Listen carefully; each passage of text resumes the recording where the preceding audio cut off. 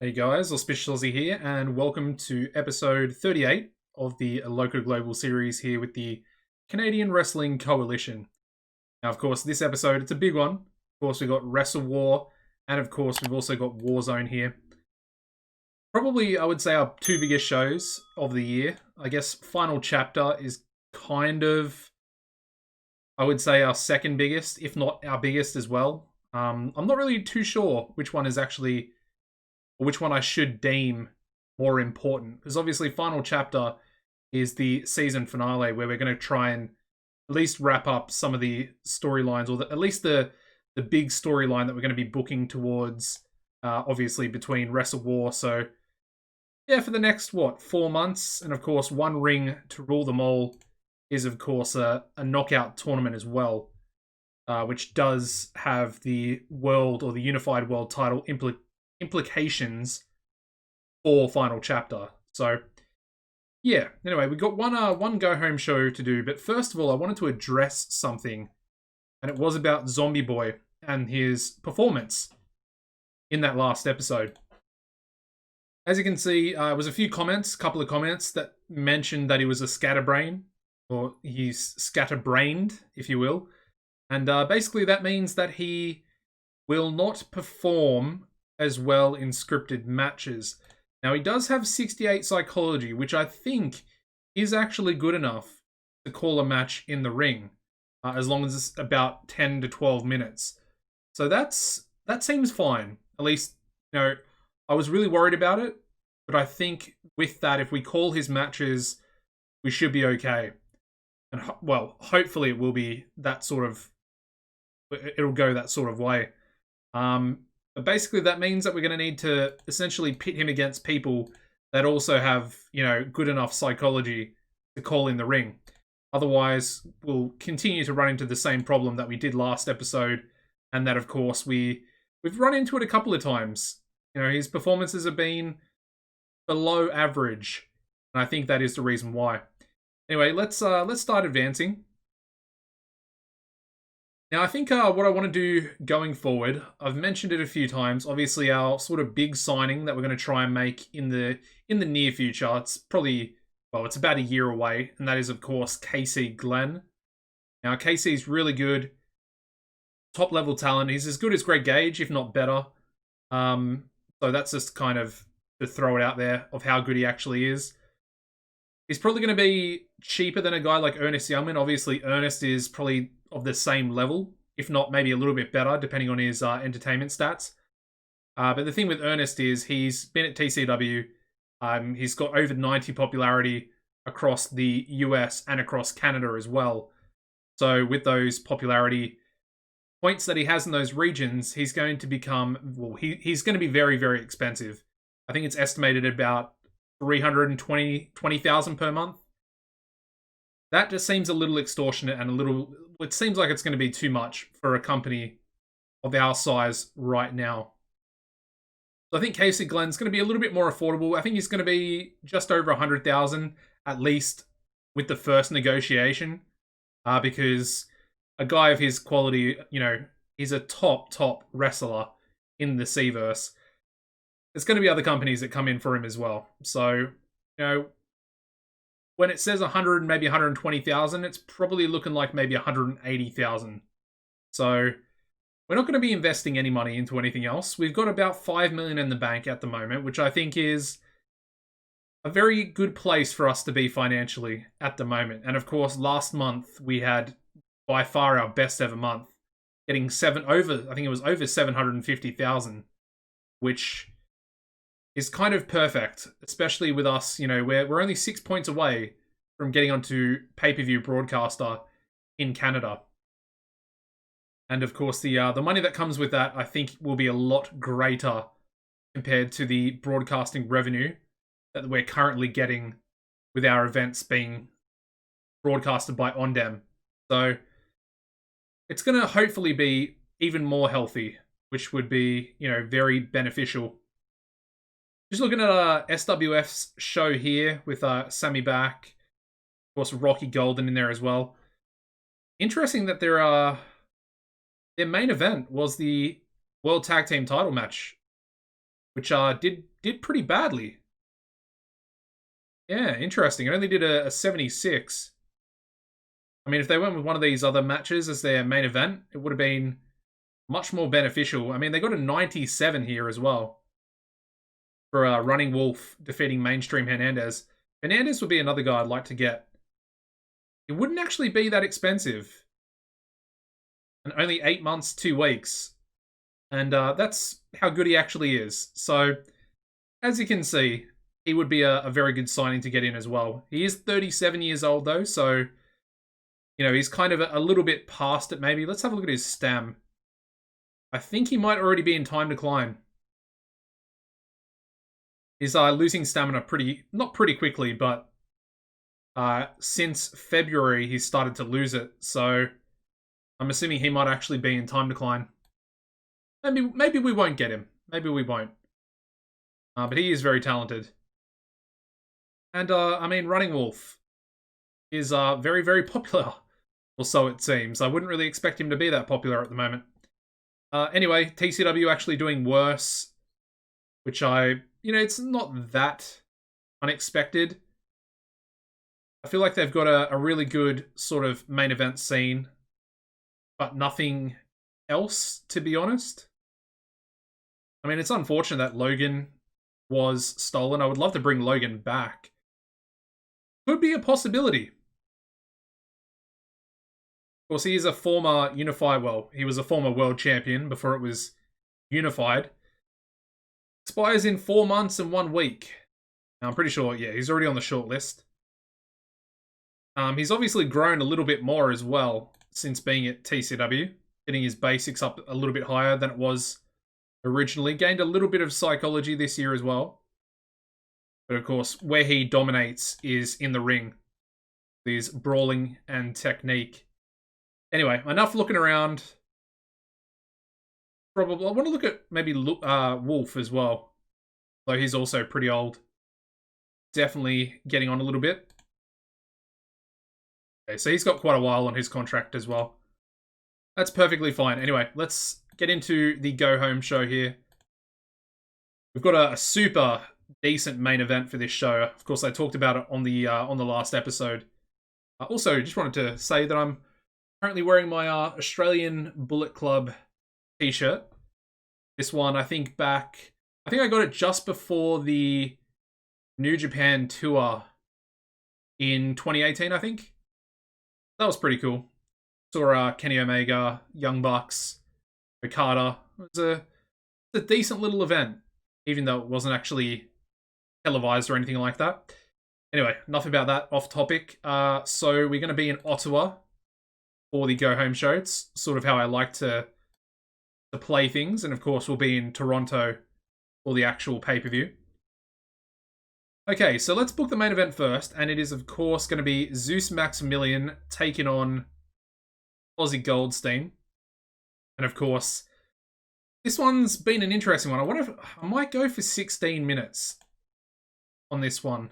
Just because I'm a little bit worried about Zeus. But basically, Zeus is going to lose. Yet again. Playing into Davis and essentially Zeus not fulfilling what Davis wanted of him. And that was to essentially try and make sure that the WrestleWar match, the 30-man Battle Royale, is not going to be won by Ozzy Goldstein. And of course, Davis he doesn't want any sort of involvement with Goldstein in that match. And he's putting Zeus to the task, but Zeus is falling short. And there's definitely a little bit of tension between those two now. Anyway, up next, I think we want to do a non-title match with the Crew taking on Young and Wasted. I think this is going to be our storyline going forward for the next month. So what I want to do is I want to treat this as a little bit of a test. So it's going to be decisive. We are going to have the current tag team champions, Young and Wasted, get the victory there. But it's like I said, it's just going to be a little test because I really want to see how well that's going to do. And I wanted to do all out just to see if that'll help a little bit as well. Anyway, up next, I think I want to give Mighty Kavanaugh a squash match. He can take on... Let's go Original Sinner. Let's see if Sinner can be on his game for this show. It's not going to be a proper squash because I don't want to... I don't want to bury Sinner, even though he kind of deserves it. But who knows? He might actually be on his game for tonight. We'll have to wait and see. Up next, I think we'll go a 6-man tag. This one's probably going to be a little bit of a throwaway match. So what we're going to do, we're going to have Brothers for Life, and they're going to take on the team of Angry Gilmore. Who else? I guess I wanted to go... Yeah, we'll go Zach. And I think we'll go... I'm just wondering if we can go Jack Jackson and give him an angle. Clicked on the wrong person. I'll test it out. Let's see what happens here, because I would like to try and push Jack as quick as possible, basically. So I feel like him winning this match, he could maybe have like a little feud potentially with Marco. Maybe with Ray to begin with. Because obviously Ray's a lot better than Louise, but let's see what happens here. So we'll get him to win, and then we want to give him an angle, so I'll do that later. Potentially could give him an angle with Angry Gilmore as well. Could be pretty beneficial. Alright, what's next? I think I want a #1 contenders match for our Canadian title. So let's go Gary Walker. Cooper Christie in there as well. Obviously, I think you guys probably know who's going to win this one. And then let's go Wicked Lester. I feel like Lester kind of deserves. He's I would say Sinner is a lower mid-carder, maybe even an opener, to be honest. And I would say Lester's probably like a mid-carder. But it's obviously going to be Cooper Christie winning this one. I wonder if we can actually call this match. We probably can. Never mind. Okay. Definitely needs to be scripted. I think we will have Lester lose. But that should be fine. This one can be storytelling as well. I feel like it's not too bad. Okay, so we've got one more match to do. Really not too sure what to actually do for this one. What haven't we done? Oh yeah, this is what I was going to do. So I'm going to start like a new little segment for Wall Street Enterprises, and it's going to be, obviously we have the Money Makers. That's our tag team of Steven Parker and of course Jackpot Jordan. We're going to have the Money Maker Challenge, and what it is going to be is one of the 3 members of Wall Street Enterprises is going to issue an open challenge. Anyone on the roster can come in, and they're essentially putting up $10,000 for each of these open challenges. The potential is there for people to start winning some money. So I think for the first one, let's go with Greed, because obviously he is the leader, and I don't want to start off strong, so we kind of need a bit of a jobber. Let's go Bowden Snoop, our sort of resident high-level jobber. I would say he's up there. He's up there. All right, so John Greed's obviously going to win.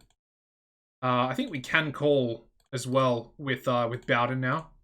I think we did see him. Yeah, so he's at 65. Obviously, a lot of Angry Gilmore's psychology being rubbed off there. But that all looks pretty good. So let's do angles now. Now I want an Aussie Goldstein angle. I guess he can actually cut it onto Zeus. I mean, get a little bit of success going for this storyline as well. So renewing an old rivalry. Still continuing with that same storyline. But it will be essentially ending this month. We then want an entertainment angle, I think, from Mighty Kavanaugh. Just by himself. We'll give him some time to really go out there and say what he wants to say. Which I would assume is kind of pretty basic, but anyway. All right, let's have a look at Jack Jackson. Do we get a penalty? Doesn't look like we are getting a penalty, so that's kind of perfect. Yeah, I like that. Now, I would like to give Christie another angle as well, which I think we can definitely do. He's actually got the most popularity out of everybody at the moment, so well, out of the 3 new guys that we've signed recently. So we'll get him an angle there as well, and we do have time for one more, which is, of course, going to be the opening angle, which is John Greed, Chuck Steven in there as well, and, of course, Jackpot. I think we'll have all 3 on entertainment. Of course, they are still essentially feuding with Graham Gorman, although with the WRESTLEWAR event, where we're kind of keeping it on the down low. I think we might do a 3-on-1 handicap match for Graham Gorman at Warzone. I think that'd be pretty cool. But we'll talk about that once we get into our last show of this episode. All right, so there we go. So that's going to be the Moneymaker. Let's actually call it what it is. So, Wall Street Enterprises, I guess, announces the Moneymaker Challenge. 10K to the winner. I guess, yeah. I mean, that makes sense. You guys can probably see what I'm trying to implement there. The open challenge, 10K goes to the winner. And finally, let's go a pre-match. I kind of want to do a tag match for them. Let's go tag. Let's go Moneymakers taking on Not a Team. Pretty good match, if you ask me. Should probably be on the main show. I know Diaz and Jack Pride have obviously split up, but this is essentially just to give them a match, because I don't think I used Jack Pride. Actually, I think I used him once in the last episode, but I'm not 100% sure. Okay, we might do one more. Let's do one more. Let's go another tag. For this one, let's have the Rock City Stars, and they can take on Graham Gorman and Giant Brody. I might actually change that with red, white, and blue. I don't really want to give a loss to the Rock City Stars, if I'm being honest. We'll also have Graham Gorman win this one, just to keep up with his momentum a little bit.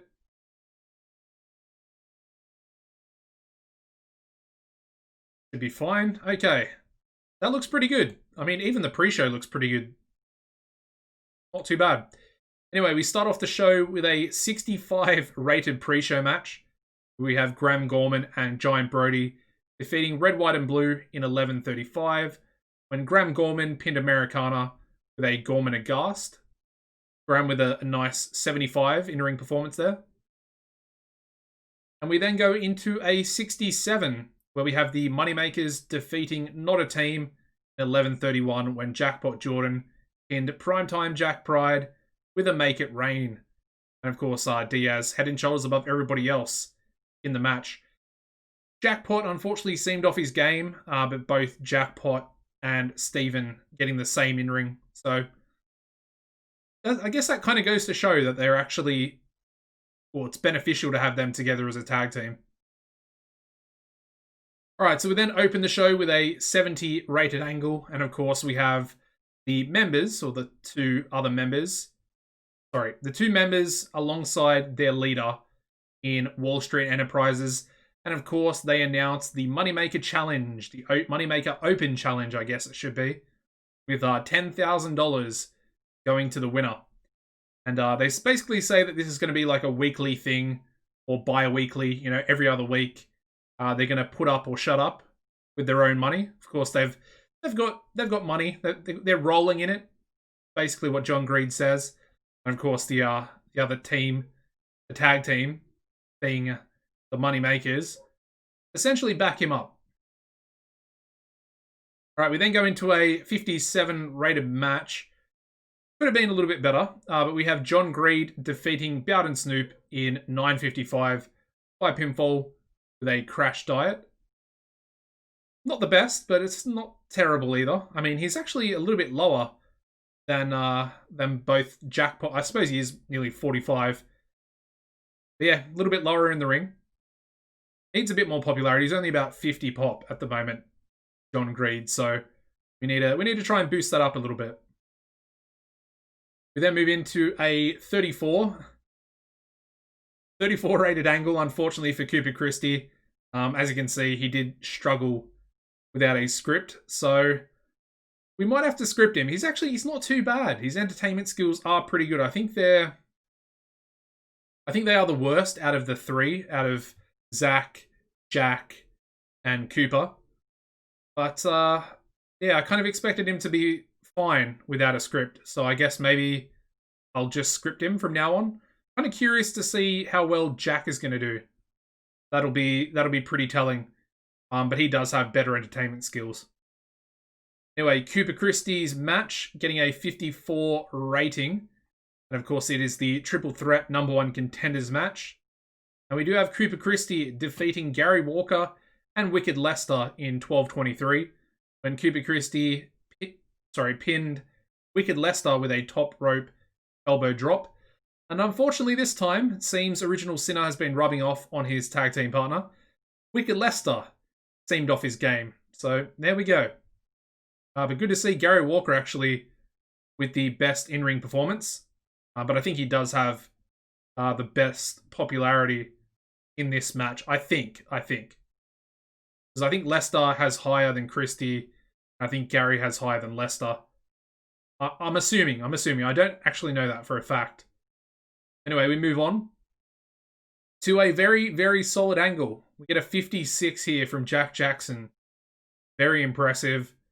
Obviously, a lot better than Cooper Christie, which is unfortunate, but I would say Jack's probably going to be pushed to the main event scene first. Cooper Christie will be, just behind him, but a little bit of a slow burn for Christie.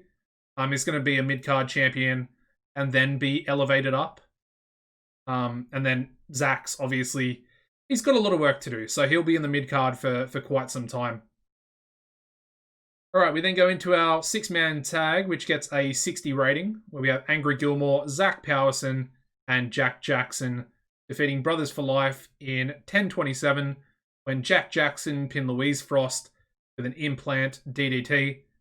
And of course, Angry Gilmore being the standout in this match, getting a 68 in-ring performance.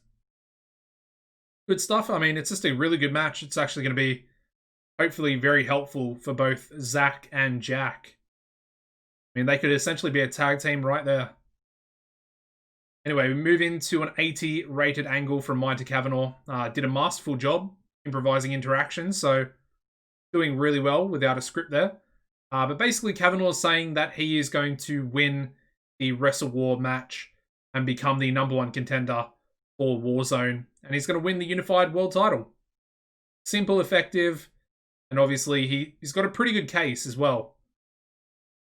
His match gets a 62, which is actually pretty good, considering who he's versing. But Mighty Kavanaugh does defeat Original Sinner in 10:06 by pinfall with a sit-out spinebuster. And as you can see, Original Sinner was actually on his game for once. So it was essentially his tag team partner, Wicked Lester, who was off his game. And yeah, I mean, it's always one of them. It's always one of them.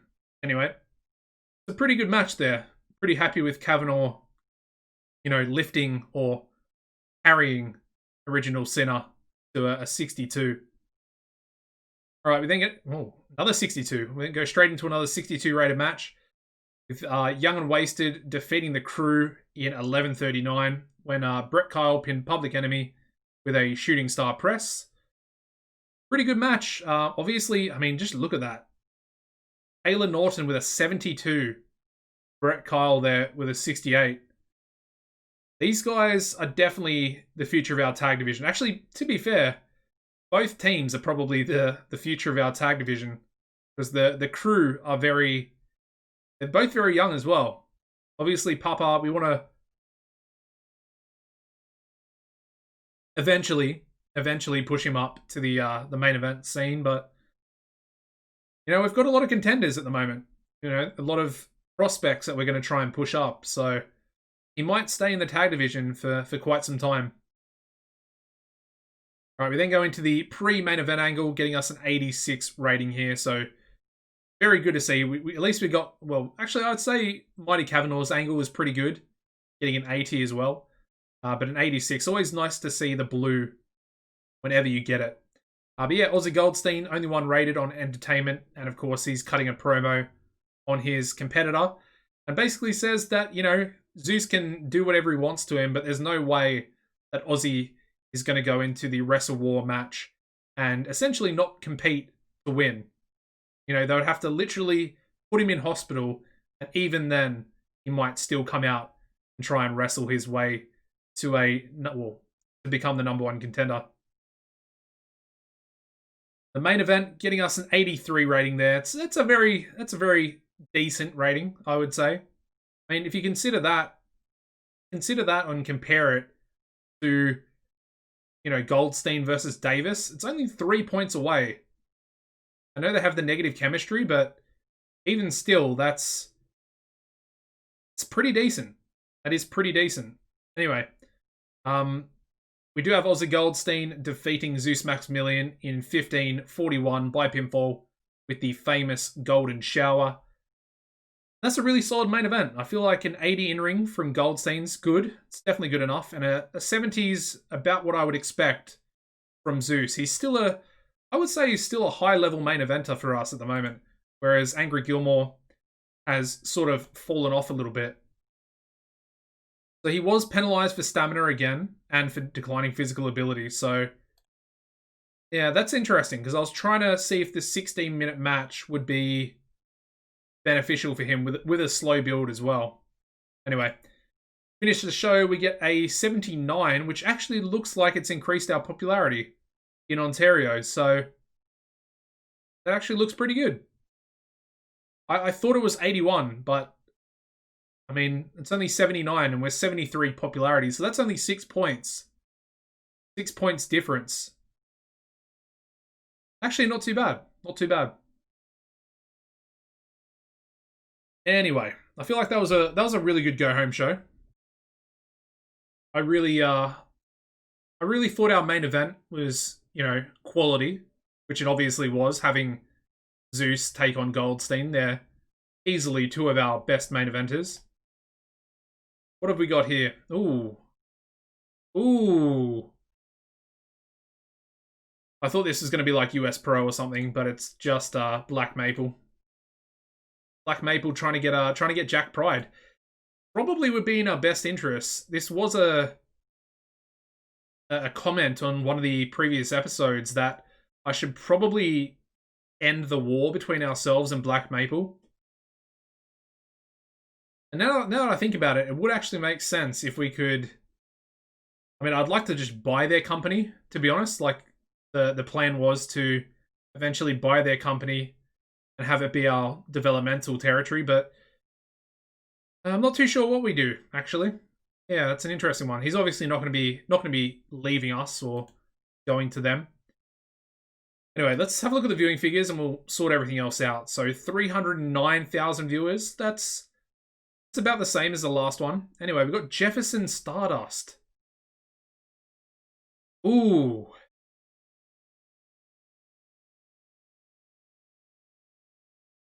You know what? He actually looks really, really good. He's only 35 as well. He's actually gained a point of stamina in the last year.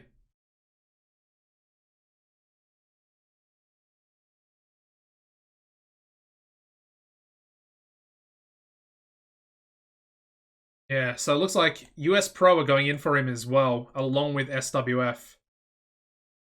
He's got 92 popularity. Okay, never mind. We can't even negotiate at the moment, so... Yeah, okay. What about Grandmaster Funk? Still wrestling. Still the national champion as well. He's got 32 stamina. That is hilarious. That's really funny. Anyway. There's nothing there to really worry about, I guess. What has Championship Wrestling done? Once again, going with the old, mob main event tag team match. This time getting a 95 against Jared Johnson and Christian Price.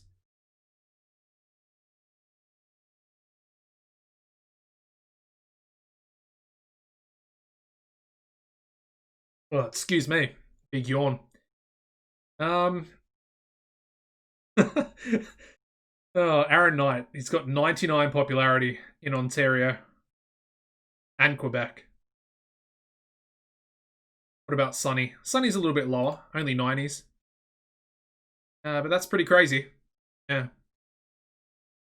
Mikey Lau as well, defeating Solomon Gold. Pretty crazy they're pulling Solomon Gold, who's got 37 popularity. 37 to a 91 rated match. I mean, I guess Mikey Lau is super, super talented and very, very over as well. Anyway, let's just advance. Don't want this episode to be... Don't want it to be too long. Anyway, I'm going to take a sip of water here.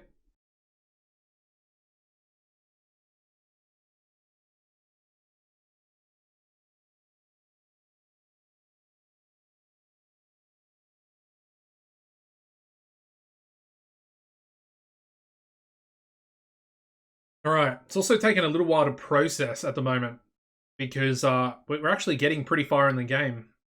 We're halfway through 2023 already. Not obviously, it's not that far, but I think I do. I'm not sure actually. I do have all the regions loaded up as well. Actually, I'm not sure about India. I don't think I activated India. It looks like another really talented woman for the CWA women's division.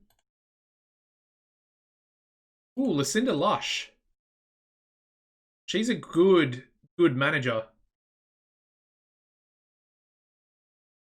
I might sign her.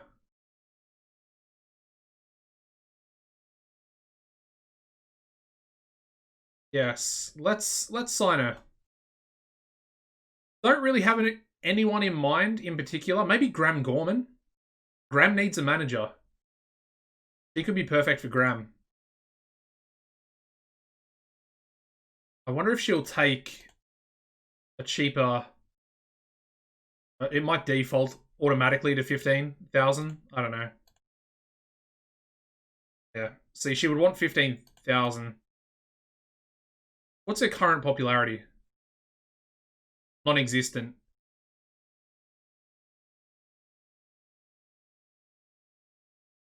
I'm kind of wondering if it's worth going a 10-year contract or maybe just going like a... Maybe as long as possible. I think we'll try... Let's go as long as possible for as cheap as possible, if that makes sense. So let's try 8 years.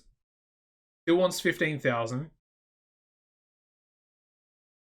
Still wants 15 for 7. Okay, so we can go 6 years for 12,500. I feel like that's actually not too bad. Let's do it. Almost did 15,000. I kind of like that. It's cheaper. I mean, it's only 6 years. We could always just re-sign her if we really need to. Anyway, we've got Maddie Faith. Oh, that is a terrible render. He looks absolutely horrible there. That's bad. He looks nothing like his old render, which is interesting. I would like to sign Maddie Faith.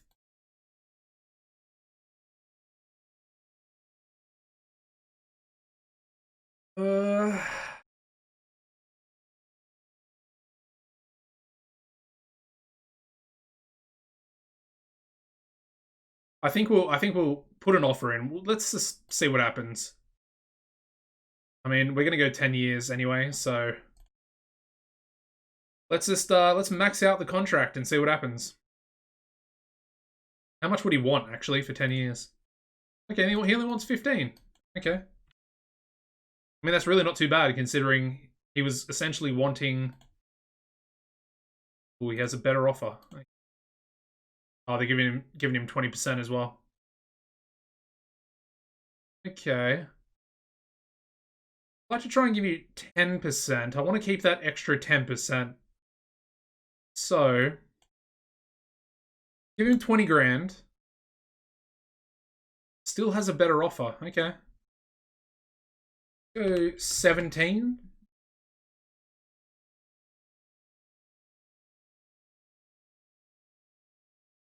So yeah, I kind of want to win the negotiation from this standpoint.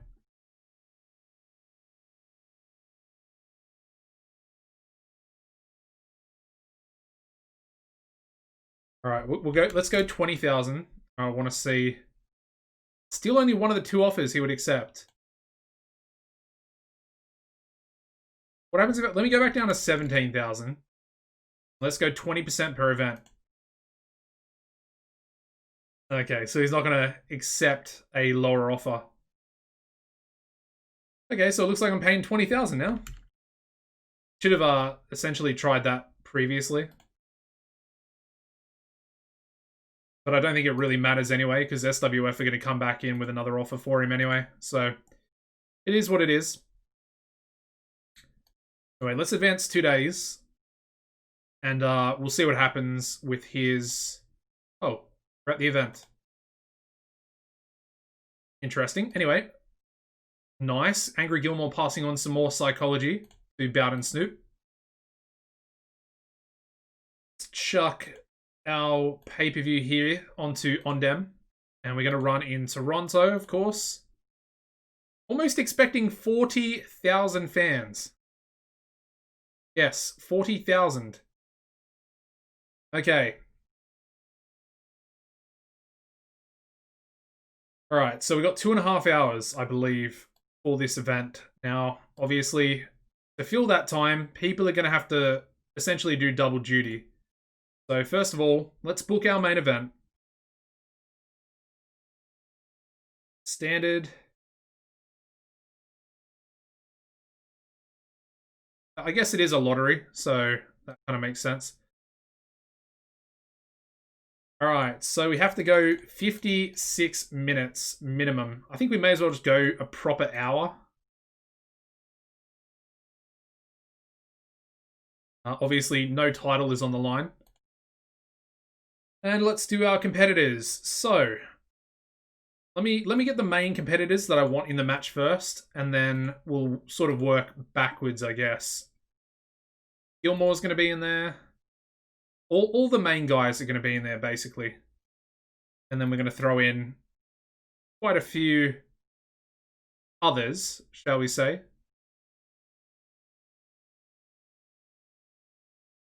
Kavanaugh. We haven't really done anything with Mobstar recently. I should probably have... Well, we did a little bit last episode with him and Angry Gilmore again, but... I do think more needs to be done. Yeah, Public Enemy. Chuck in Ray.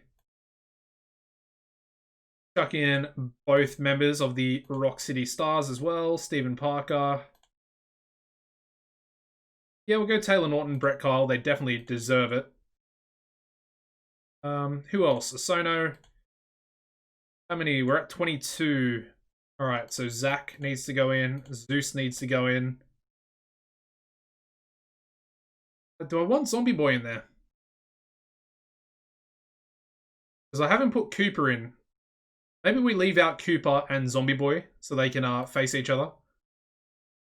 But who else? I think Blue Dragon. He definitely deserves to get in there. Been pretty good recently. Gary Walker as well. Who else? We've got 4 more spots left. Could go Americana.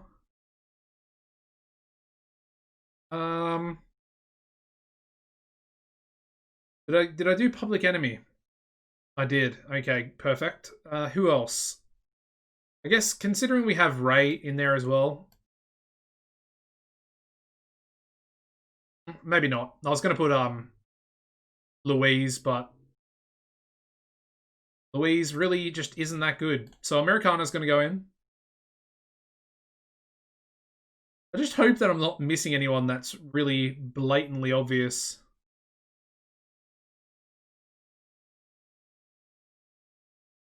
I mean, Lester would be a logical choice. Got Zach in there as well. Perfect.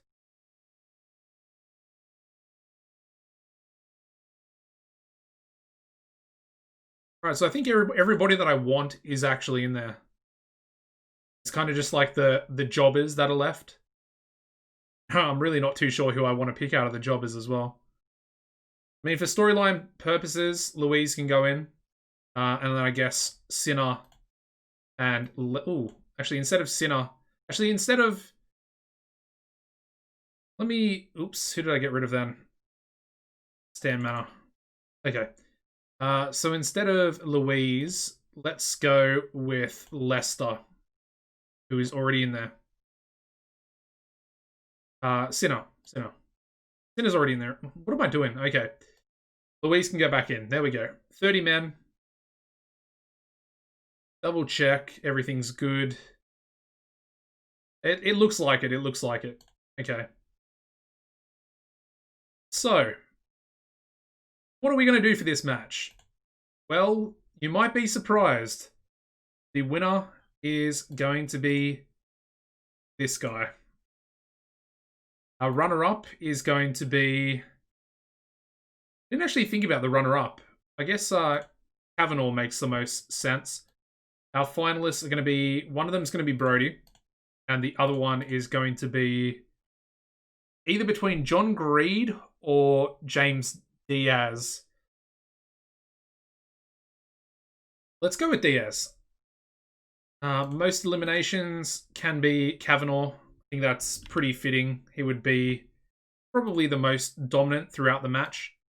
And our Iron Man will be Diaz. So Diaz will last the longest. Okay, as you can see, Goldstein, nowhere to be found. Nowhere to be found. We can't call the match, can we? Okay. Hopefully it's going to be pretty good. Kavanaugh is unhappy.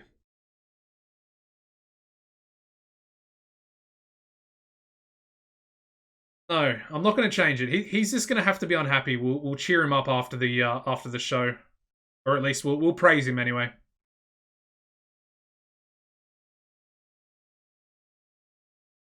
Yeah, it looks like battle royales don't actually get penalized for match lengths for the people that you use. That's actually pretty beneficial.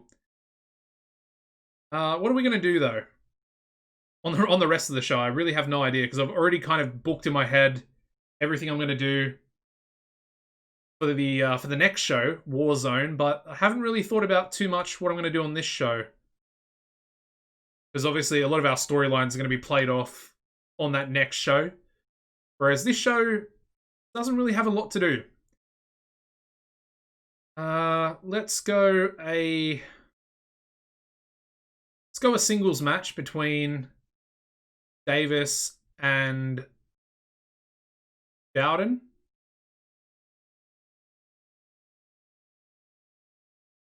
Yeah? 12 minutes? Why not? Why not? It should be pretty good. Has the potential to actually beat the main event. So let's also make them go all out as well. I know Bowden's obviously involved in another match already, but we'll see how we go. Anyway, next match, going to be another singles match. We'll give this one 20 minutes, I think. So it's going to be Zombie Boy taking on Cooper Christie for the Canadian title. Hopefully we should be able to give it 20 minutes. I think we should be able to. Gilmore, Canadian title on the line. And we're indeed going to have Zombie Boy retain. So he's going to retain, but it is going to be tainted. And we are going to have an interference on Cooper by Wicked Lester. Of course, Cooper Christie essentially beat Wicked Lester in that triple threat match. And of course, Lester wanted to have a bit of involvement against his leader of his stable, the Canadian title. And as such, Lester's going to try and get a bit of revenge. And we'll hopefully have Cooper Christie taking on Lester again in a singles match in the next episode on TV. Now it raises the question of what do we do next? I guess what we could do, just for fun, is have some 8-man tags. And basically, it's people drawing for positions in the lottery. So let's have Goldstein take on Angry Gilmore. Who else can be on his team? I was going to put Mobstar on his team, but that doesn't really make a lot of sense. I guess Zeus can go on that team as well. That makes a little bit more sense. Now, then what we'll do, let's go Stephen Parker on the other team, and then Jackpot Jordan on the original team. Throwing it off a little bit. Doc Hammond can go there. And I guess Mighty Kavanaugh can go on this top team.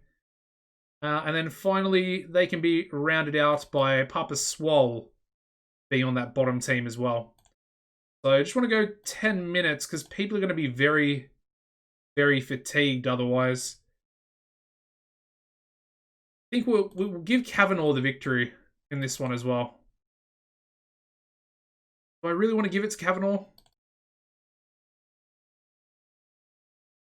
I guess so. It's fine.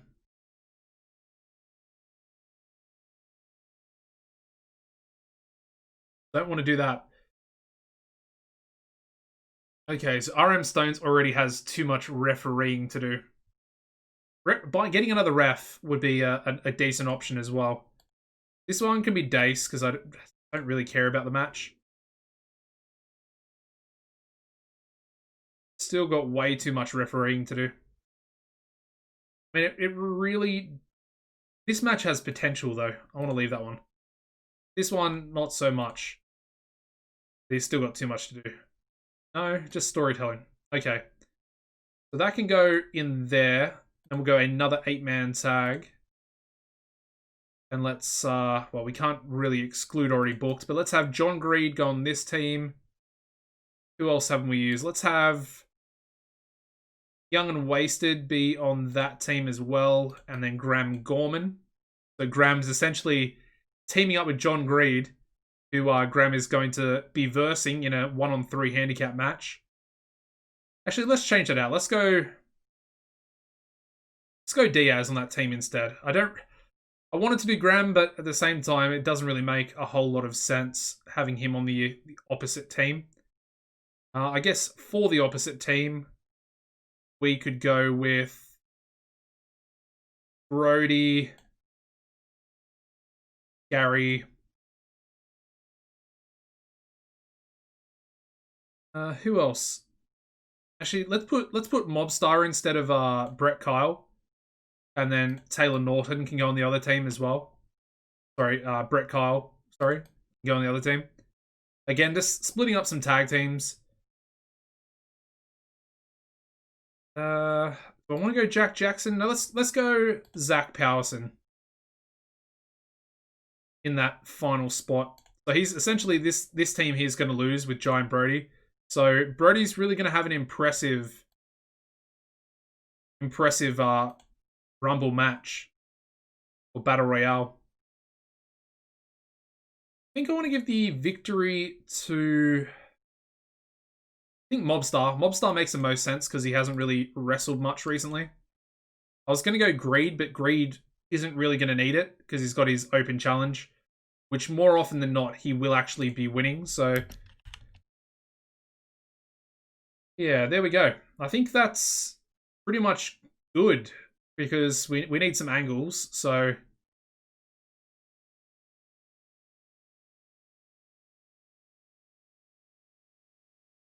yeah, I think that's fine. Although one match does need to be storytelling, doesn't it?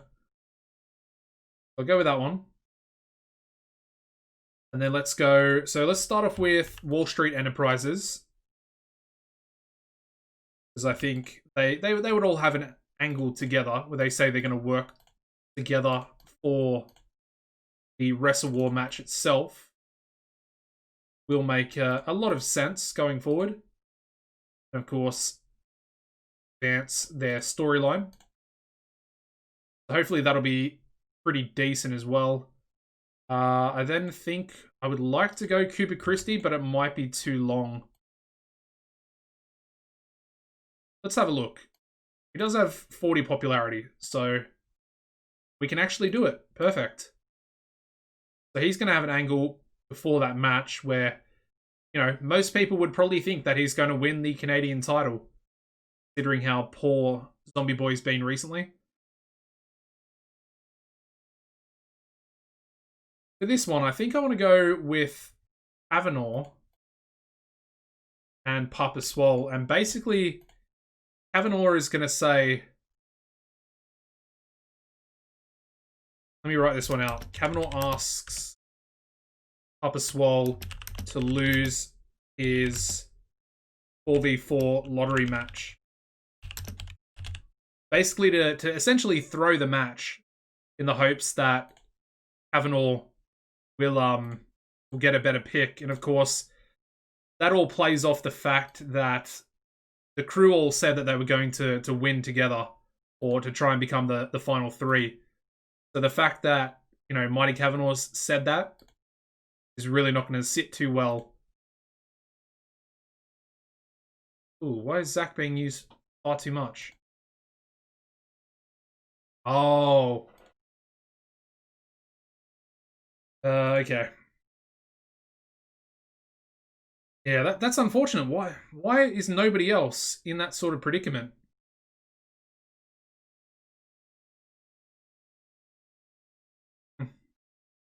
Guess we'll have to change it. Could just put in Jack Pride. Actually, we'll go Jack Jackson. I don't really want him to lose, but I mean, it's going to work out a little bit better, I guess. Maybe he'll be penalized as well. No? Okay, perfect. This angle is fine. Is this angle here. That to Gilmore. Then I guess we'll go a Davis angle as well. Script Davis. Give him 8 minutes. I guess actually we can throw Zeus in as well. Obviously not talking though. Just it's just gonna be Davis reiterating one more time that he needs to make sure he needs to make sure that Ozzy Goldstein's not going to win the match. And then I guess prior to the main event, we're going to go with Ozzy Goldstein. Perfect. I feel like that's actually a pretty good show. I do actually like the use of the 8-man tags. It essentially shows that, you know, they're not really useless matches, even though they kind of are. But they're essentially high versus low picks in the lottery. So obviously the winning team gets a much later, you know, lottery entry, I guess. And the losers come out first. So I feel like that's a pretty good way of putting it. I don't think we really need a pre-show match, but we can pretty much use whoever's left over, really. Who have we got? Alright, let's go Charlie Corner, and he can team up with Jay Silver to take on Pepper Pelton and Zippy Deverill. There we go, pre-show match. Perfect. Let's give it to Charlie. Charlie's probably... Actually, between Charlie and Zippy, they're probably about the same. But anyway. There we go. All right, let's run it. Start off with a 40 rating.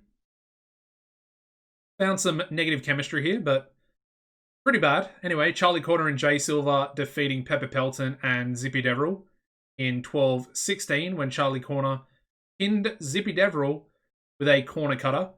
As you can see, Pepper and Zippy don't work well as a team together. But as you can see, Charlie Corner with a 44.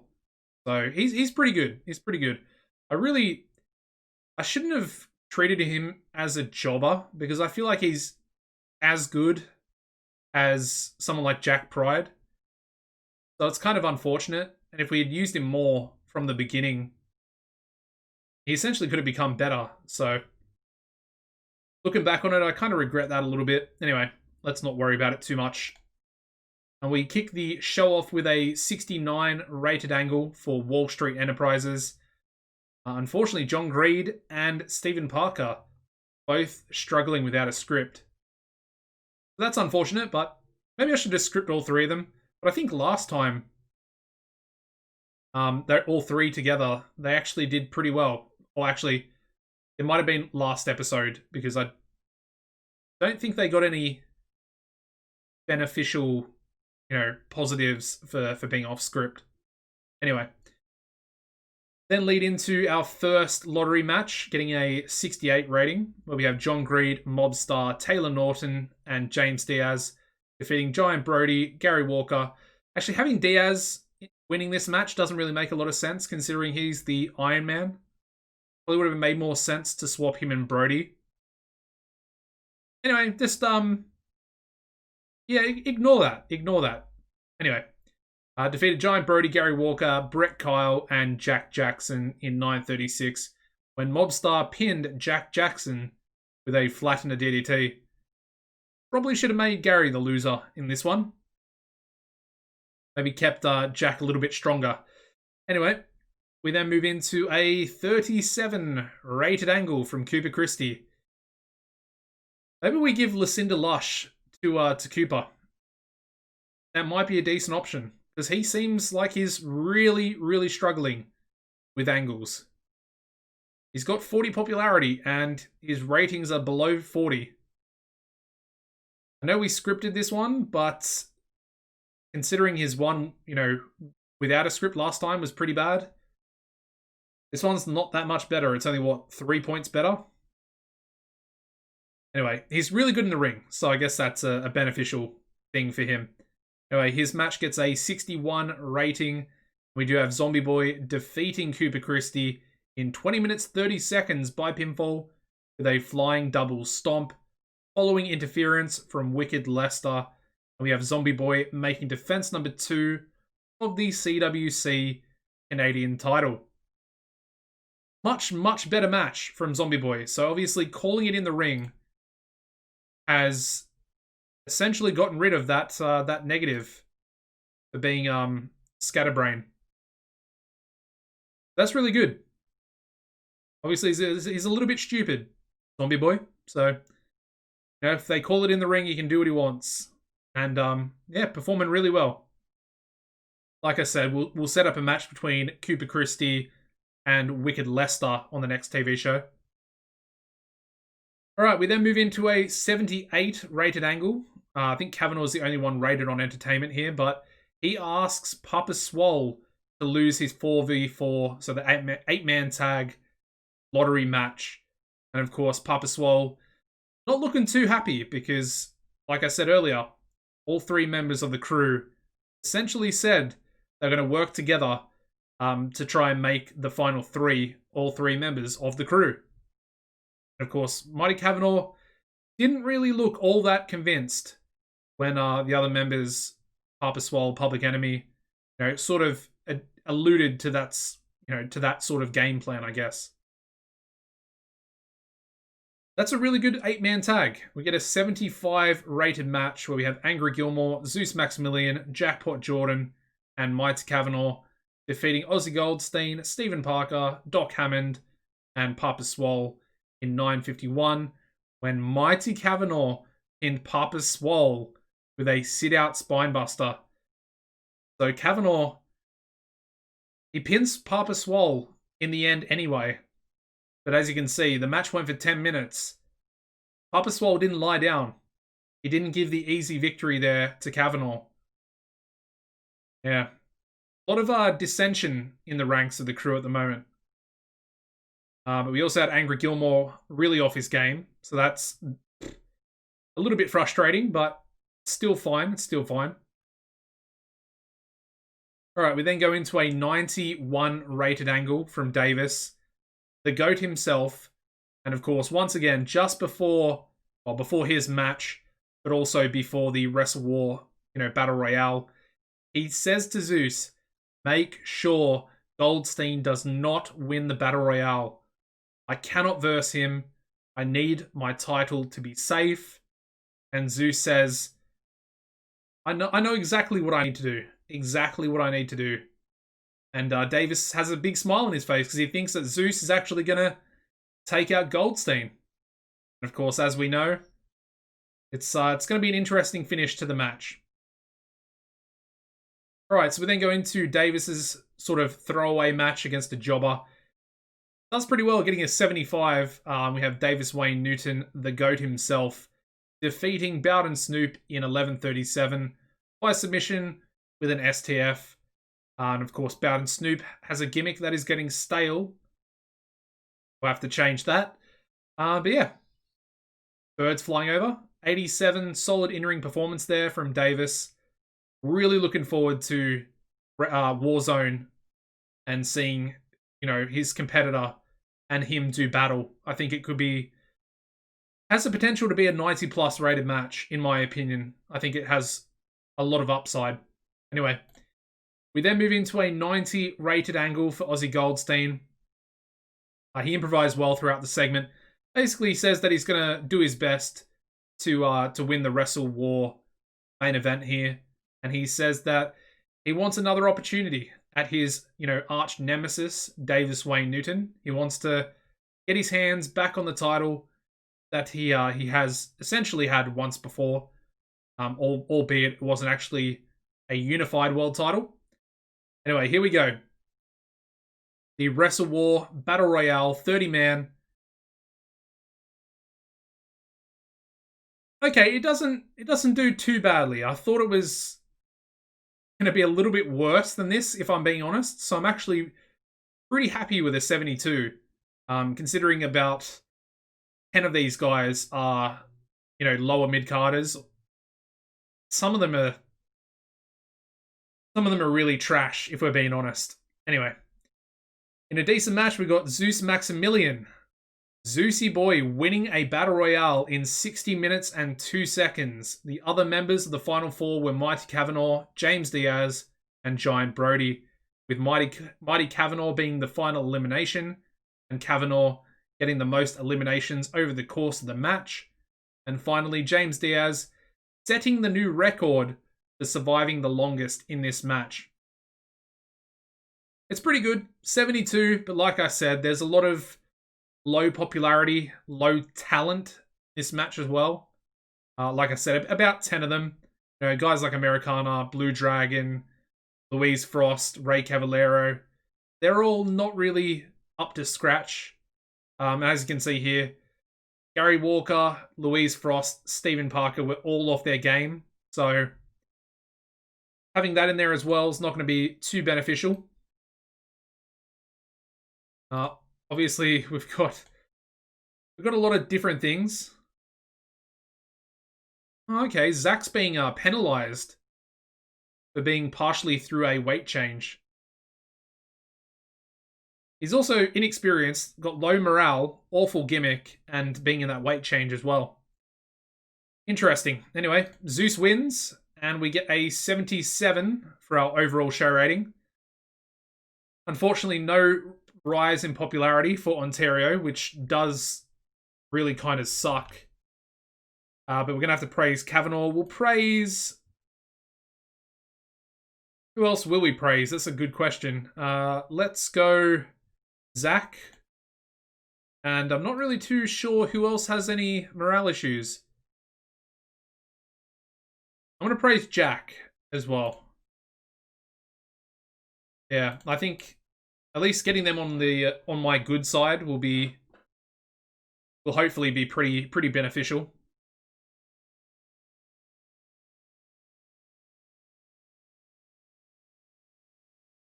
Yeah, I mean, it wasn't the greatest show in the world, but it does its job. It's more of a storyline show that's going to add to what we were trying to do for Warzone, which is our main pay-per-view.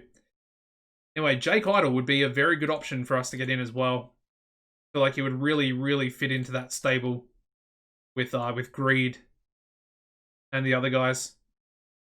All right, so we've got a rival bid update here as well.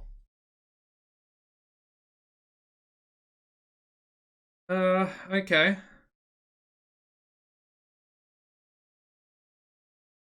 I feel like our offer is much better than theirs. Not sure if I even really need to do anything.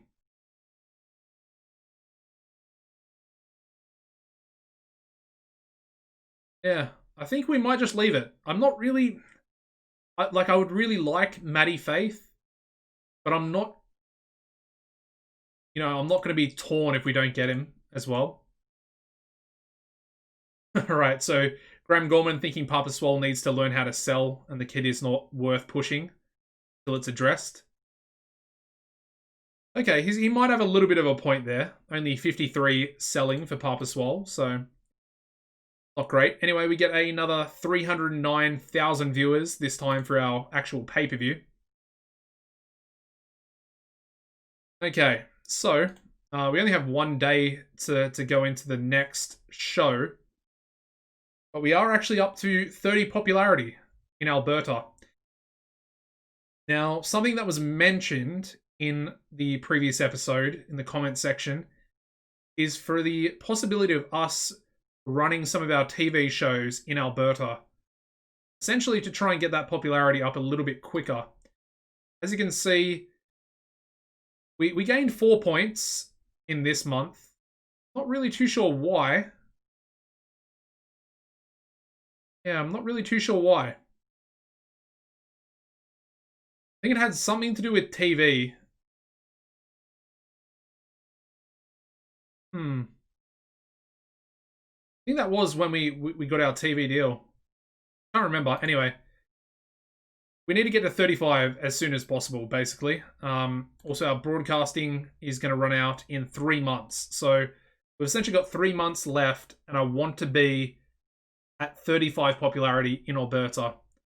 So we can try and get onto a medium coverage broadcaster for our pay-per-views.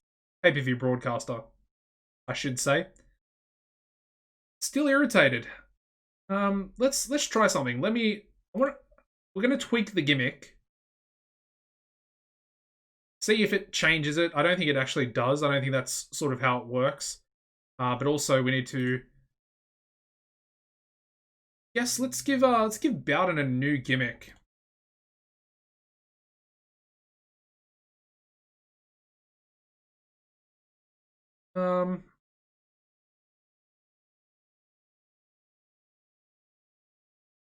So you can't play dominant, badass, legitimate.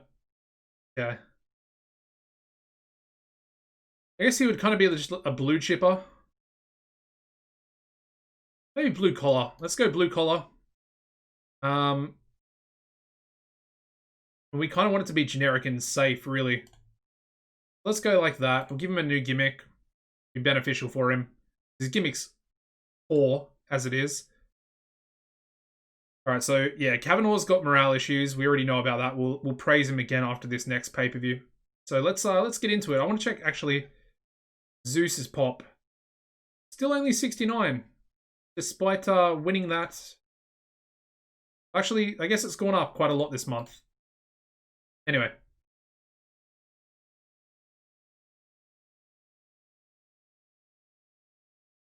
Alright, here we go. Save that onto Ondem. Backstage incident. Interesting. So Doc Hammond coming to him backstage. He said that Cooper Christie has a bright future and that he'd be willing to put him over. Okay. I mean, we could use that to maybe propel him up the card a little bit. I want to try and tweak his gimmick as well. It's actually up to 41 popularity, which is interesting. Okay, alright, his entertainment stacks aren't actually that good. For some reason I thought they were higher. I don't know why, but I mean, they are going up higher. So it appears, but anyway. Once again, we need to go into Toronto. Obviously, we are oversaturating a little bit with the two events being run in the same region, but I mean, there's no way we're going to go anywhere else. Anyway, let's book our main event. Davis taking on Zeus. The Golden Goats going at it. We're only going to go... we'll go 20. We'll go 20. I was only going to go 16, but... It's a unified world title match. It needs to go the proper amount of time. Otherwise, you know, just won't feel as good. Just won't feel as good. Anyway, I need to take a sip of water here. My voice is feeling terrible.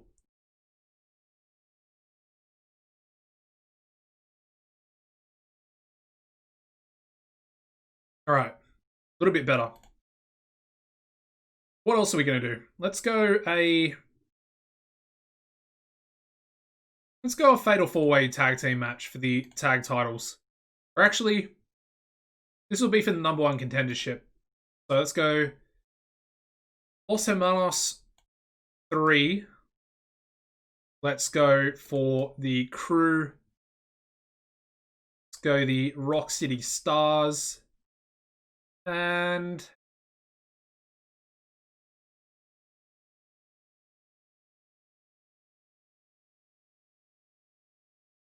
yeah, let's go Doomsday Generation. Why not? So we'll go 12 minutes on that one.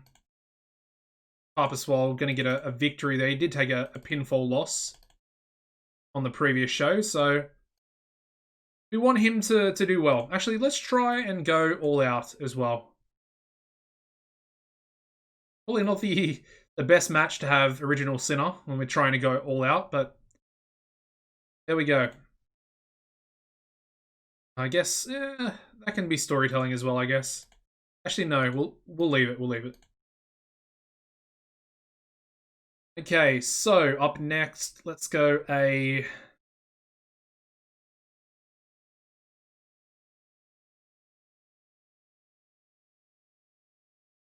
I think I'm going to do it. Let's go Cooper Christie and Doc Hammond. And Cooper's going to get the win. Going to be a big, big win. Big upset as well. Big upset. Okay. What else have we got? We've got the... Let's do a fatal four-way ladder match.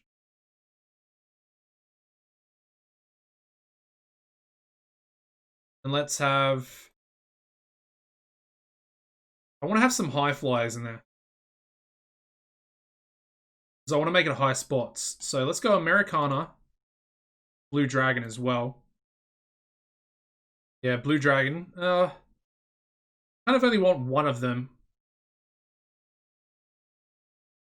What about a Sono? Does a Sono have decent high flying? Not really.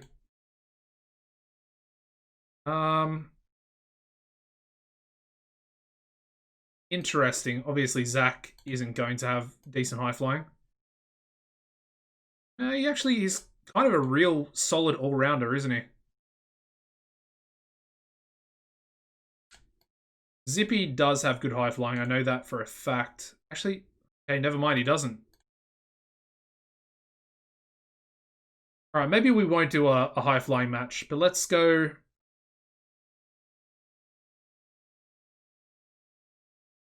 Go Jack Jackson. Let's go Utero Sono, and let's go Zombie Boy in there as well. There is some real pedigree in this match.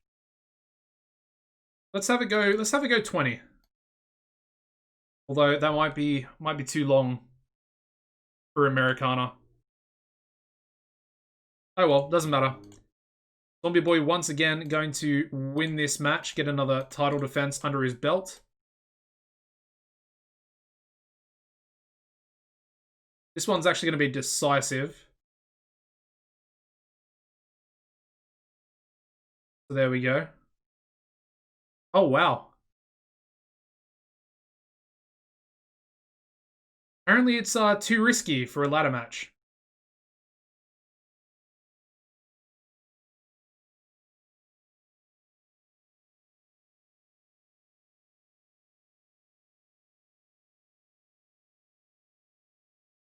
Interesting. I didn't think that that would be a thing. Anyway, I guess we'll just do a normal fatal four-way then. Elimination.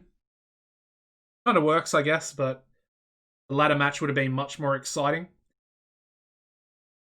Okay. Of course, we need matches between Angry Gilmore and Mobster. So for this one, I think we'll go Angry Gilmore to get the win. Also need to reduce that back down to 10 minutes. And then we also need another match between Graham Gorman. Well, we need a 3-on-1 handicap. Let's have Graham take on, where is he? John Greed, Jackpot Jordan, and Stephen Parker. There we go. This one can also go for 20. What about John Greed? What's his stamina? His stamina is still pretty good. It is still pretty decent. And I think we'll give this victory to... I want to give it to Jackpot. Yeah.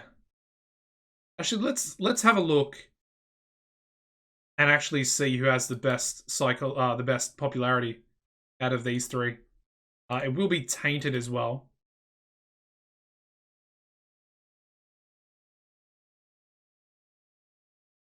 All right, so 52 there for John.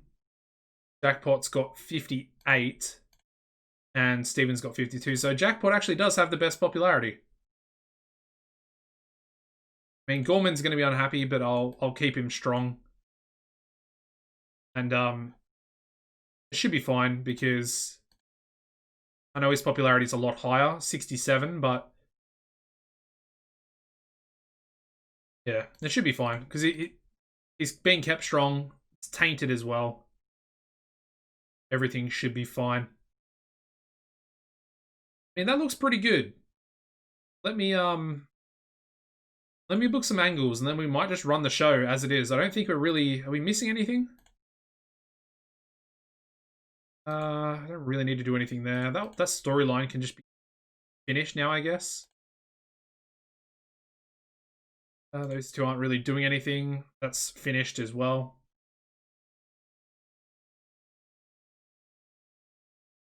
I mean, if we have a little bit of time, I might do Diaz taking on Jack Pride trilogy. Finish it as well. We'll see how we go. Anyway, Davis going to be by himself, scripted.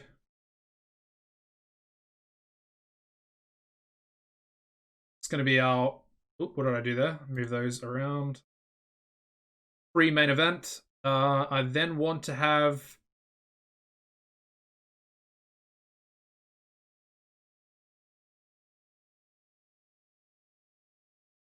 I don't think we really need an angle there. Let me go Doc Hammond with an entertainment angle. I guess actually he can cut his angle onto Cooper because I suppose he's been impressed by him, so I guess that makes a little bit of sense there. Might be too long for Cooper though. Oh, Americana is being used far too much. Down to 16. Still being used too much. Okay, we're gonna have to go. Let's go 13. Oops, didn't mean to do that. Rid of that one, so we need to call it again. Guess I can go all out as well. Okay, that's fine. That's fine. I do want to give Jack an angle though. He is very, very impressive. Obviously, Gilmore needs an angle as well. 8 minutes. Ed. And then finally, let's go. I guess let's just go with Wall Street Enterprises again. They've pretty much been kicking off every show, really. So, assuming it's going to be pretty beneficial for them, they continue to get these solid angles.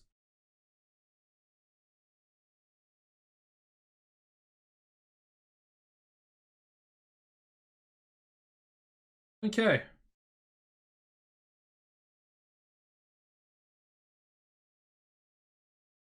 There we go. Perfect.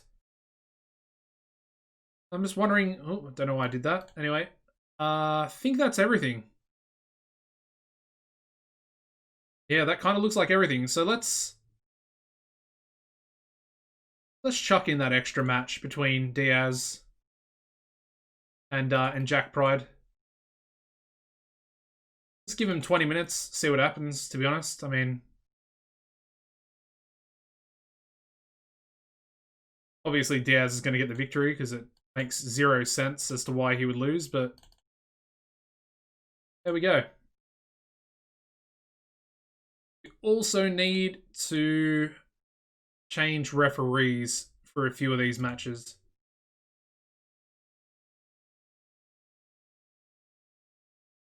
And we need a storytelling match as well. I suppose this match can be storytelling. Maybe not, actually. Actually, yeah. Changed my mind 5 times. Would like this to be refereed by RM Stones. Alright. For Gilmore as well.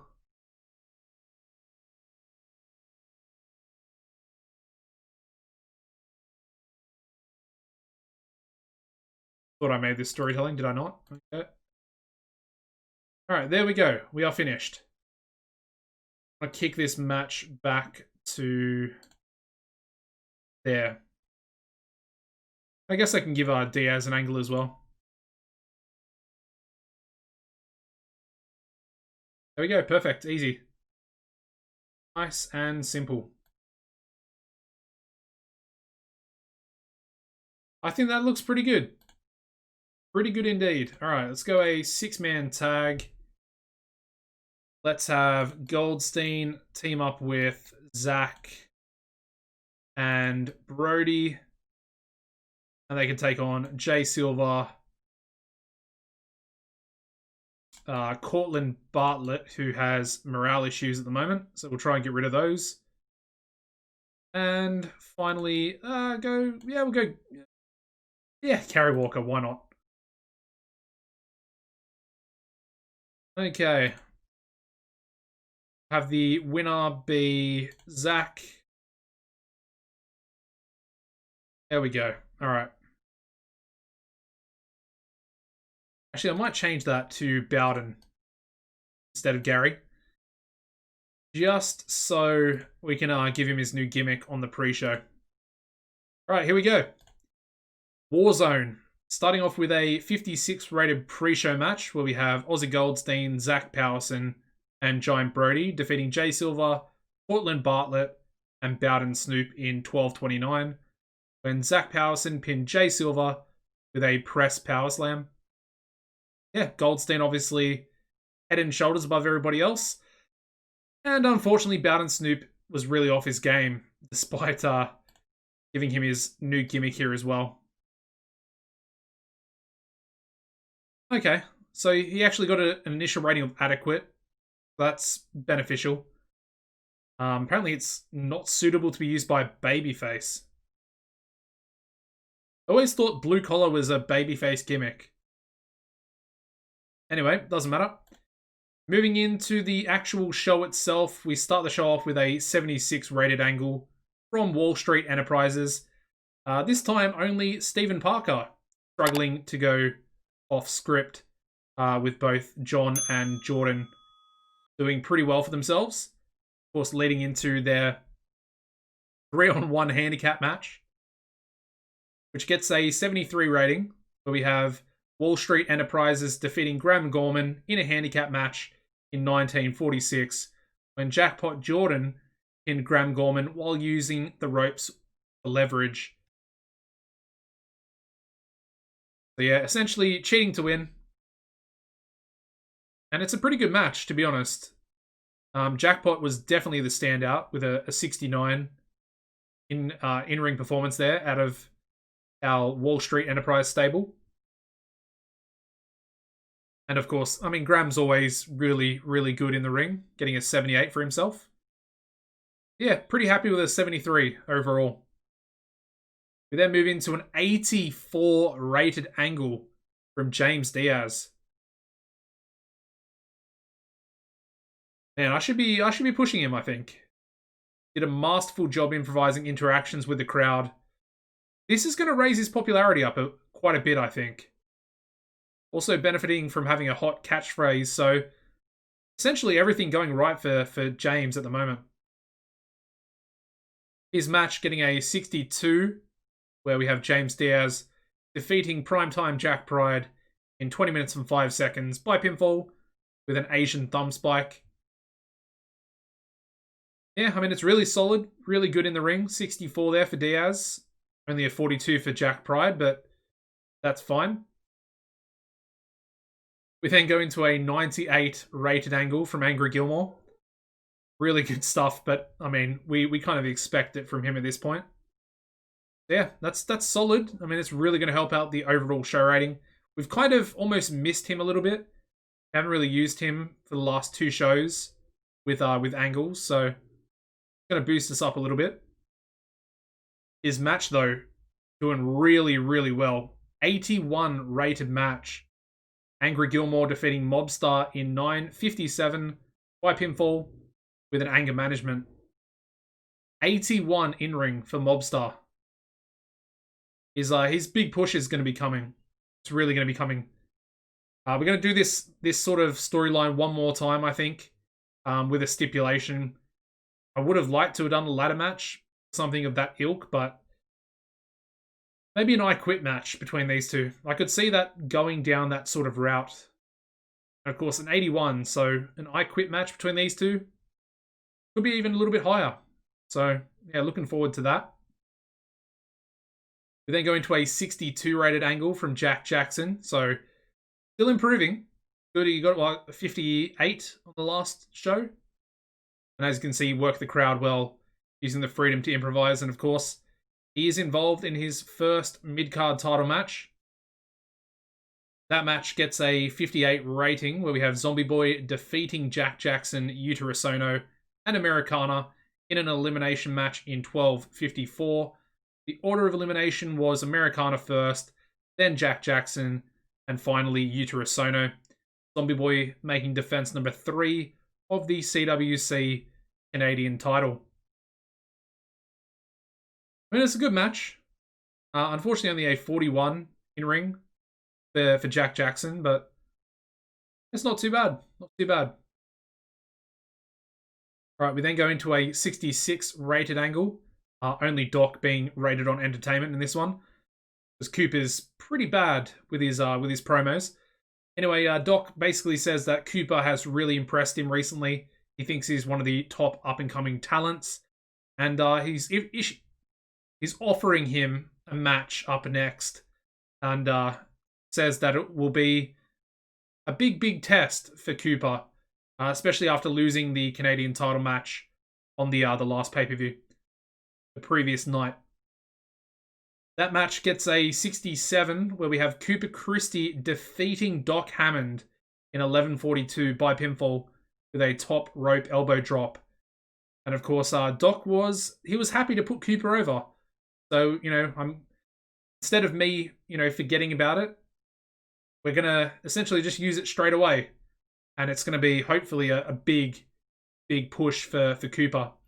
As you can see, getting a 52 in-ring performance, and Doc only getting a 61. So, realistically, he's not all that far off, and that's a very, very good match rating, considering both their in-ring performances there. Right, we then go into our Fatal 4-Way #1 contenders match for the tag titles, getting us a 62 rating. We have the Crew defeating Los Hermanos 3, the Rock City Stars, and Doomsday Generation in 12-19. The order of elimination was Doomsday Generation first, then Los Hermanos 3, and finally the Rock City Stars.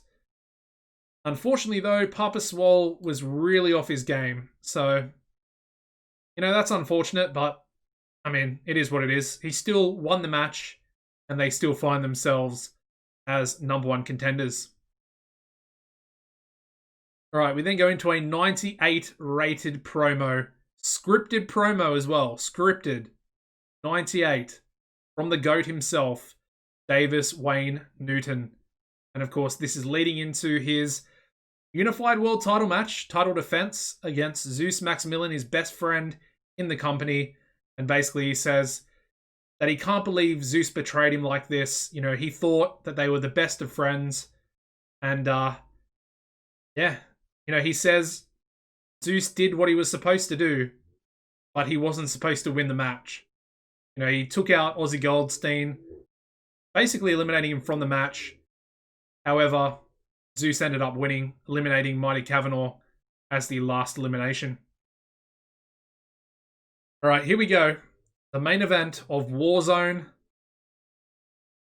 Oh, what a letdown. What a letdown. It's still a pretty good match, but it's a bit of a letdown, I'm not going to lie. Get an 81 rating. We have Davis Wayne Newton defeating Zeus Maximilian in 1935 by submission with an STF. Davis Wayne Newton making defense number 3 of the CWC Unified World title. But as you can see here, Zeus Maximilian seemed off his game. He had to be off his game in the biggest match of his career, essentially. I mean, this really is... The build towards this match has easily been the best of his career. And it's probably the most important match of the company so far, I would say. It's a good match, but I thought it was going to get about a 90, if I'm not going to lie to you guys. I really, really expected it to do well. See, again, it was penalized for the storyline's low heat. I don't know why that is, because the storyline, it doesn't have low heat. I mean, maybe if I used Zeus in the angle prior to this one, because obviously he's actually involved in the storyline itself. Yeah, as you can see, penalized for inconsistency, being off his game. Oh, that sucks. That really sucks. Anyway, we'll finish the show. It is what it is. It's still a really good match. 81 is, I think it should still be in like our top 10. But I expected a little bit more. I expected a little bit more. We get an 84 overall show rating though, so that's really good. However, we didn't, well, actually we did improve popularity in Ontario. However, as you can see now, we are failing to gain popularity in 2 American regions due to the limited number of viewers. So Puerto Rico is now no longer gaining any popularity as well. That is seriously, seriously frustrating.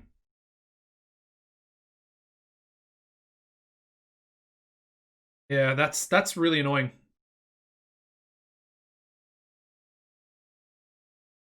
Anyway, we're going to praise Zach, we're going to praise Cortland, and we're going to praise Mobstar as well, because he really was very impressive on that show. And like I said, we're gonna do Gilmore and Mobstar one more time, and then I think Mobstar's gonna be ready, maybe even for a title run, depending on what his popularity is. Mobstar looks like he's a top guy for us, which I kind of expected, but I didn't think it would happen as naturally as it has. Oh, Matty Faith, he actually chose us. Okay. Nice. We've got Matty Faith coming in. And Lucinda Lush as well. So I think I do want to put Lucinda with Cooper. I think that'd be decent. Warzone shown in front of 324,000 viewers. That's a lot. That's up about nearly 15,000.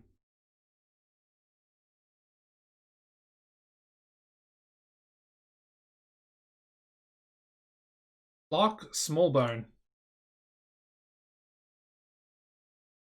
Okay. Oh wow, Malik Chamberlain actually winning the XWA championship. Fair play to him. He's doing good things away from our company, but yeah. Anyway, let me see what. Oh my god! Obviously, we ran the 2 pay-per-views for that month, but we just made 1.28 million. Almost 1.3 million. Wow. Wow. And we're also up to 74 popularity in Ontario now as well. That's wicked. 31 in Alberta.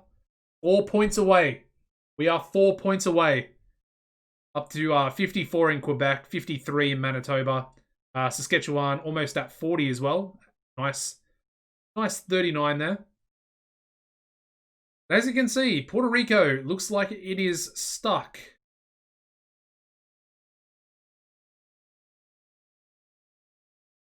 See,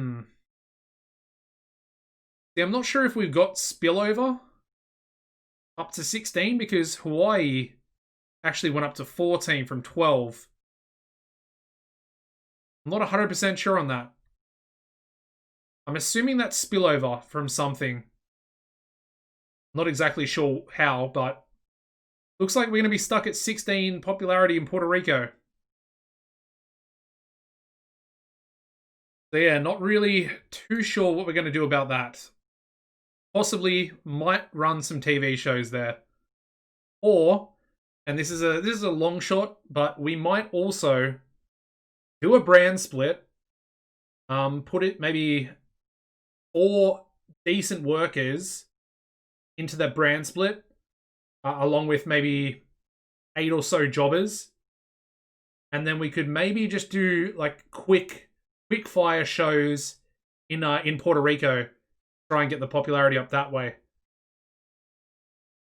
It'll be interesting. I'm not sure if we're going to do it that way. It seems a little bit gamey. We could always just run our normal shows in Puerto Rico. But I feel like it'd be pretty, it wouldn't really be very, very beneficial for us to do it that way. Because we're going to lose a lot of money. A lot. Anyway, let's check some popularity real quick. Check Davis. He's at 87. So that's looking pretty good. I don't think he gained anything. Yeah, he hasn't gained any popularity in 4 months. Or 3 months, I guess, essentially. What about Zeus? Still at 69, which is, I guess, it's okay. He's up 3 points from the previous month, but it would be nice to see that go up a little bit more, I think. Who else? Gilmore. So Gilmore's still at 83. I was hoping he would go up as well, but he went back up 1 for this month, but I think that was already on TV. Let's check Cooper. So Cooper did improve. He's up to 46 from 41, I think. So he was at 40, but I think he was up to 41 in the rest of those regions. And it looks like Doc lost a little bit of popularity. He lost a lot. He lost about 5 points there. But that's okay, because he's 45 years old anyway, so it doesn't really matter that much. It doesn't look like Graham lost any as well. Jackpot did gain some, though. That's really good. Up 5 points from the last month. What about John Greed? He's up as well. He's up to 56 from 50. So he really had a good month as well. And then finally, Bobstar, unfortunately, still at 69 as well. But he did gain a point over the month, so that's not terrible. Goldstein still at 69 as well, so still kind of around the same point. And yeah, Stephen Parker looked like he gained a little bit as well. He gained about 5 points that month as well. Probably due to all the angles. And I mean, they also managed to beat Graham Gorman, even though it was 3-on-1. So yeah, anyway, title prestige, we're looking at 55 for the Canadian. And we are still at 71 there for our unified world title. Anyway, I think that's going to be it. We're at 1 hour and 40 minutes. If you enjoyed the episode, guys, please smash a like button. My voice, it's going. It's on the way out. Hopefully, hasn't been too bad to listen to for this long. But apart from that, make sure you're also subscribed to the channel. I'm going to have a little bit of new content, hopefully, coming out over the next week. I'm going to play a little bit of Farming Simulator. Really just enjoyed playing it myself. Still learning the game a lot. I've had the game for a long time. But I played it originally when I first got it. Hadn't played it since, and I've just recently started playing it again. So I'm thinking maybe I do one video a week, just to sort of gauge if you guys are enjoying it, if there's any new viewers as well that might want to come over. I'm thinking about potentially calling it Farming Fridays, where every Friday, which will essentially be Saturday morning for me, will be a Farming Simulator upload. So Farming Fridays, make sure you look out for it, support me, and I'll greatly appreciate that, guys. Apart from that, we're going to continue with this series. We've got the Valpro series as well, which I'm enjoying, but this series is the main focus. I love this series so much. Really just having so much fun playing a local to global, which I didn't expect. I thought I would get a little bit sick of it, and I'm really not. It's actually going from strength to strength with me, personally. Anyway, hopefully you guys are enjoying it as well. Apart from that, take it easy, and goodbye.